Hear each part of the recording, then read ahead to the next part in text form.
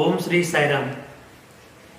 ఆ రామచంద్రుడే తన బంటులను కనుగొనగా వచ్చే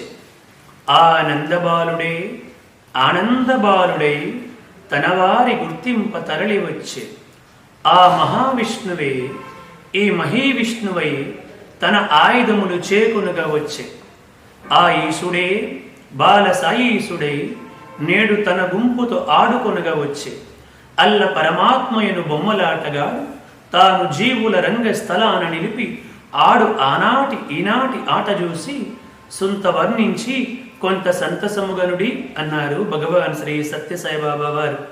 స్వామివారు 1973 నవంబర్ 23వ తేదీ నాడు ఈ యొక్క పద్యాన్ని చెప్పారు. అంటే స్వామివారికి అప్పుడు భౌతికంగా 47 సంవత్సరాలు. ఆ ప్రాయంలో తన అవతార రహస్యాన్ని స్వామి ఈ విధముగా తెలియపరిచారు. ఆ రామచంద్రుడే తన బంటులను కనుగొనగా వచ్చే ఆనాడు ఆ రామచంద్రుడే అంటే ఎవరు? ఆనాడు దశరథ మహారాజుకి కౌసల్యామాతకు ఏ రామచంద్రమూర్తి అయితే జన్మించాడో ఆ రామచంద్రుడే తన బంటులను కనుగొనగా వచ్చే ఆనాడు సీతామాతని నెతకడంలో ఏ వానరులైతే సహాయపడ్డారో, బంటులుగా సేవ చేశారో వారందరినీ కూడా నెతకడం కోసం స్వామి ఈరోజు మరలా వచ్చాను అని తెలియపరిచారు. అంటే మనందరం కూడా ఆనాడు రామావతారంలో బంటులుగా ఏదో ఒక సేవ చేసి ఉండి ఉంటాం. తత్కారణం చేతే ఈరోజు స్వామివారు మనల్ని తమ భక్తులుగా అనుగ్రహించారు, ఆశీర్వదించారు. ఆ రామచంద్రుడే తన బంటులను కనుగొనగా వచ్చే అంటే ఆ రామచంద్రమూర్తి ఈ లోకానికి ఎలా వ్యక్తమయ్యారు? రామాయణములో బాలకాండలో నారద మహర్షిని వాల్మీకి మహర్షి ప్రశ్నించినప్పుడు మనకి రామాయణం బయటకు వచ్చింది. వాల్మీకి మహర్షి వ్రాయడానికి ముందు ఈ విధంగా ప్రశ్నించారు. బాలకాండ ఈ విధంగా ప్రారంభం అవుతుంది.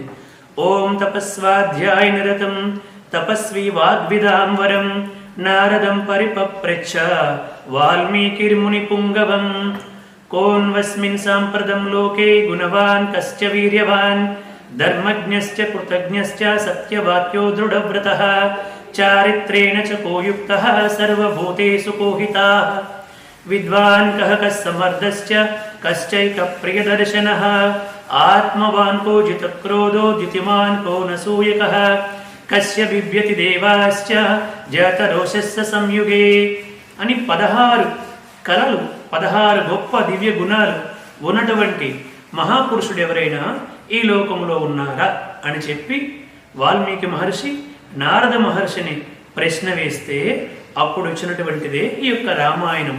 అంటే ఆ 16 గుణాలు ఉన్నటువంటి ఆ రామచంద్రుడే తన బంటులను కనుగొనగా వచ్చే అని చెప్పి స్వామివారు చెప్పారు. అందుకనే మనకి శ్రీ రఘురామ చారు తులసీదలదామ శమ క్షమాది శృంగార గుణాభిరామ త్రిజగన్నుత శౌర్య రమాలలామ దుర్వార కబంధ రాక్షస విరామ జగజ్జన కల్మసోర్నావోత్తారక రామ భద్రగిరి దాసరథి కరుణాపయోనిధి అంటాడు గోపరాజు. అటువంటి ఆ రామచంద్రుడే తన బంటులను కనుగొనగా వచ్చే ఆనందబాలుడై తన వారి గుర్తింప తరలి వచ్చే ఆనందబాలుడై తన వారి గుర్తింప తరలి వచ్చే అన్నారు భగవాన్ శ్రీ సత్యసాయిబాబా వారు. వాస్తవముగా శ్రీకృష్ణ పరమాత్ముడు ఎక్కడ జన్మించాడండి? కంసుడి యొక్క చెరసాలలో జన్మించాడు. ఎవరికి జన్మించాడు? అక్కడ ఉన్నటువంటి దేవకీదేవికి జన్మించాడు. అంటే దేవకీ వసుదేవులకి జన్మించాడు. కానీ వాస్తవానికి ఇక్కడ ఏమన్నారు?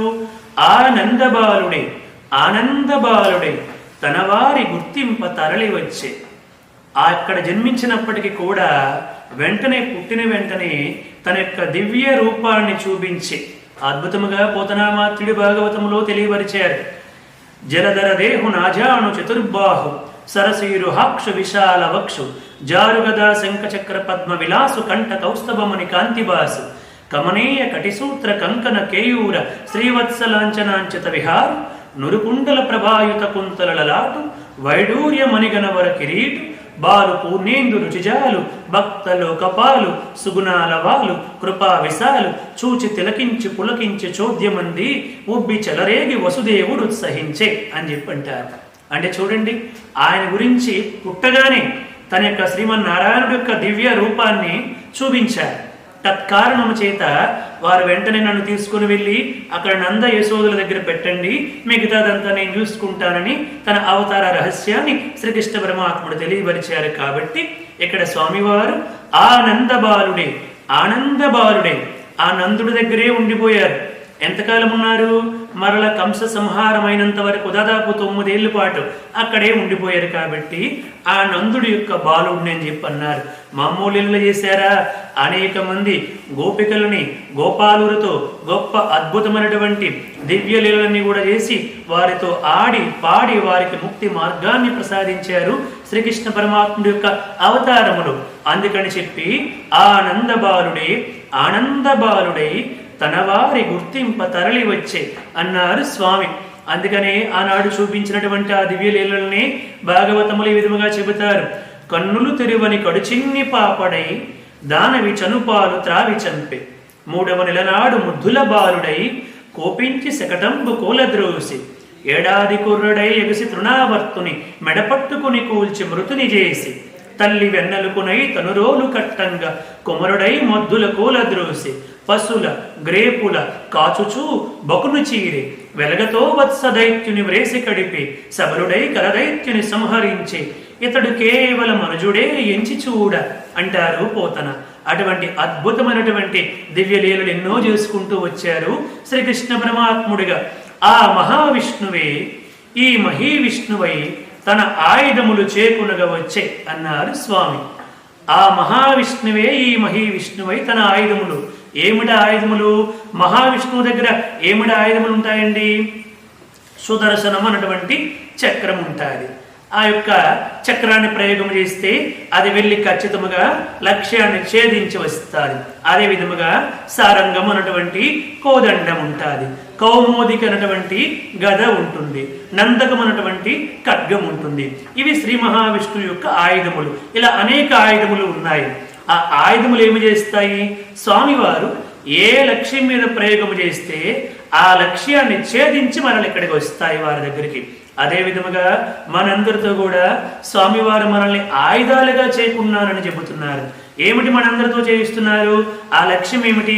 మీరు వెళ్ళండి, ఈ విధముగా భజన మండలిలు ఏర్పాటు చేయండి, సేవా కార్యక్రమాలు చేయండి, భజన బృందాలు ఏర్పాటు చేయండి, అనేక కార్యక్రమాలు చేయండి, అన్నదాన సేవా కార్యక్రమాలు చేయండి, దీన జనోద్ధరణ పథకాలు చేయండి, అనేక సేవా కార్యక్రమాలు చేయండి, పిల్లలందరికీ కూడా విద్యాబుద్ధులు నేర్పించండి, ఆలయాల వ్యవస్థాపన చేయండి.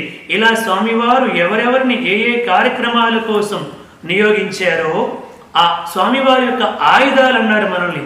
ఆ ఆయుధము శ్రీ మహావిష్ణు యొక్క ఆయుధము ఏ విధముగా అయితే వెళ్ళి లక్ష్యాన్ని ఛేదించి మనల స్వామివారిని చేరుకుంటారో అలాగే భగవాన్ శ్రీ సత్యసాయి బాబా వారి చేత విడిచిపెట్టబడినటువంటి ఆయుధములమే మనందరం కూడా.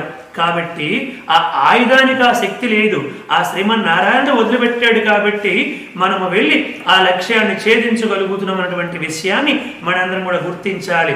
ఆ స్వామివారి దివ్య అనుగ్రహము చేత వారి ఆయుధముగా మనం ఈ కార్యక్రమాలన్నీ, ఈ సేవలన్నీ, ఈ ఆలయాల నిర్మాణాలు కానీ, మరొక సేవా కార్యక్రమాలు కానీ, భజనలు కానీ, సత్సంగాలు కానీ ఇవన్నీ కూడా మనం చేయగలుగుతున్నాం. అదే విధముగా ఆ ఈశుడే బాల సాయీసుడై నేడు తన గుంపుతో ఆడుకునగా వచ్చే అన్నారు. అంటే నేను సాక్షాత్తు ఆ ఈశ్వరుణ్ణి. మనందరికి కూడా తెలుసు స్వామివారు భారద్వాజ మహర్షికి ఇచ్చినటువంటి వరము కారణముగా ఆ పరమేశ్వరుడే మొట్టమొదట షిరిడి సాయిబాబాగా, పార్వతీ పరమేశ్వరులు ఇరువురు కలిసి సత్యసాయిబాబాగా, ఆ రాబోయే అవతారం ప్రేమసాయి కేవలం జగన్మాత ఒక్కటి ప్రేమసాయిగా వస్తుందని స్వామివారు మనకి తెలియపరిచారు. కాబట్టి ఆ ఈశుడే బాల సాయి ఈశుడై నేడు తన గుంపుతో ఆడుకునగా వచ్చే అల్ల పరమాత్మయను బొమ్మలాటగాడు తాను జీవుల రంగస్థలాన నిలిపి ఆడు ఆనాటి ఈనాటి ఆట చూసి సొంత వర్ణించి కొంత సంతసముగనుడి అన్నారు స్వామి.